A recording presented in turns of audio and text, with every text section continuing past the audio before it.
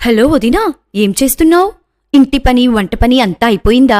ఏం చెప్పమంటావులే వదినా, ఆయనకు ప్రతిసారి బయటకు వెళ్లి సరుకులు తెమ్మంటే విసుక్కుంటారు. నాకు ఒకేసారి చెప్పడం రాదు. అయినా 50 సంవత్సరాలు దాటాక కూడా ఇంట్లో రోజు వంట వార్పు పనులు చెయ్యాలంటే నాకు బాధే. ఎవరైనా చేతిలో టైంకి ఫుడ్ అందిస్తే బాగుండు అనిపిస్తుంది. పిల్లలేమో ఉద్యోగాలు చేసుకుంటూ దూరాల్లో ఉన్నారు, అక్కడికి వచ్చేయమంటారు. మనమా చుట్టం చూపుగా వెళ్ళగలం కాని అక్కడ భాష క్లైమేట్తో ఇమడలేం.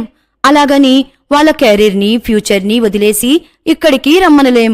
వయసు దాటాక ఇవే ఓపికలు ప్రతిరోజు ఉంటాయా చెప్పు? అవునుదినా, నా పరిస్థితి అంతే. నాదే కాదు, ఇప్పుడు చాలా మంది ఇళ్లలో కూడా జరుగుతుంది ఇదే. అందుకే మనలాంటి వాళ్ళ కోసమే మన వైజాగ్లో ఒక కొత్త కాన్సెప్ట్లో ఒక ప్రాజెక్ట్ స్టార్ట్ చేస్తున్నారట. అవునా వదినా? ఏంటది? ఆ ప్రాజెక్ట్ నేమ్ రుద్ర